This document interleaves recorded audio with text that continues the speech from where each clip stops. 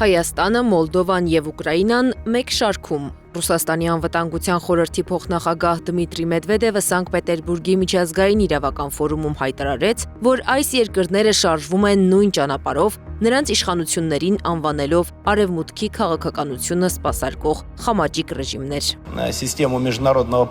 ԽՍՀՄ-ի փլուզումից հետո ՆԱՏՕ-ն Ռուսաստանի դեմ իր գործողություններում որպես հարվածային գործիք օգտագործում է մարիոնետ ռեժիմներին։ Այդպես եղավ Վրաստանի դեպքում, այդպես եղավ Ուկրաինայի դեպքում, երբ այդ երկիրը 2014 թվականին վերածվեց ռուսափիատության օջախի։ Նույնը հիմա կատարվում է Մոլդովայի եւ նույնիսկ ցավոք Հայաստանի հետ։ Հայաստանին Մոլդովայի հետ հաճախ է համեմատում նաև Եվրոպական միության արտաքին գործերի եւ անվտանգության քաղաքականության հարցերով բարձր ներկայացուցիչ Կայա Կալասը։ Նշում, լավ կլինի, որ Հայաստանն էլ գործարկի նույն էներգետիկ քաղաքականությունը։ Նախընտրական փուլում էլ հայտարարում էր նույն պայքարը հիբրիդային պատերազմի դեմ։ Կալասի նմանատիպ հայտարարություններից մեկը դեռ 2025 թվականի դեկտեմբերին էր հնչել։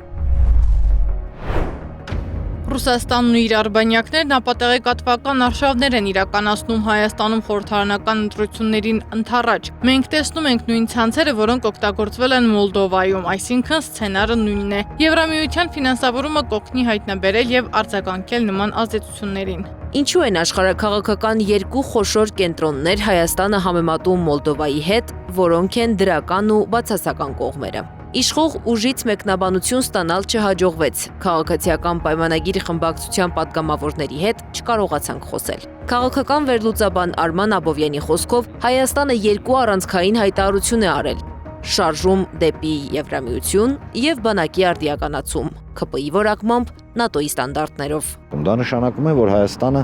ճիշտ իշխանությունները Հայաստանի ըստ էության ընտրել են երկրի կազմաքանդման կամ ապամոնտաժման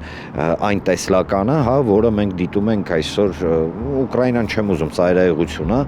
այնտեղ ներսլավոնական նաև խնդիրներ կան, բայց օրինակ եթե Մոլդովան վերցնում են, գրեթե մեկին մեկ է։ Այստեղ պետք է շեշտել հետևյալը, որ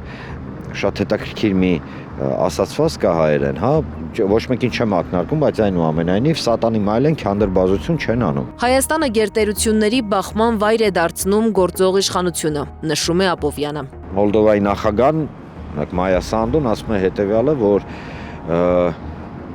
իրենք չեն կարողանում դիմակայել վտանգներին հյուսիսից, ակնարկելով Ռուսաստանին եւ այդ պատճառով պետք է ապամոնտաժեն եւ կազմաքանդեն Մոլդովան եւ Մոլդովան պետք է մտնի Ռումինիայի կազմ։ Ռումինիայում իր հերթին ռումինական պարլամենտում կուսակցություններից մեկը օրինագիծ է բերել, որը արդեն իսկ ընդունվել է, համաձայն որի Ռումինիայի ղեկավարությունը սկսում է գործընթաց Մոլդովային կլանելու։ Ընդ որում այս process-ը ինքը զուգահեռ երկու կողմից էլ գնում է, իշխանությունների մասին է խոսքը գնում։ Եվ այսօր տեսնում ենք, որ ընտրությանը հաղթած Մոլդովայում ղեկավարը, որը հաղթել էր հակառուսական եւ ռուսոֆոբական թեզերի շուրջ, այսօր կազմաքանդում է Մոլդովան։ Գլոբալ ծրագիրը, որ գործարկվել է նաև Վրաստանում, կասեցվել է վրացամետ իշխանության շնորհիվ, նշում է Աբովյանը։ Նրա որակմամբ մաստեր-կլաս է ցույց տալիս հիմա Վրաստանը թե Ուկրաինային, թե Մոլդովային եւ արդեն Հայաստանին։ Քաղաքական վերլուծաբանի խոսքով Մոսկվան Հայաստանի արտաքին քաղաքական վերջին քայլերը շարունակում է դիտարկել ոչ թե առանձին որոշումների, այլ տարածաշրջանում արևմուտքի ազդեցության ընդլայնման ընդհանուր գործընթացի շրջանակում։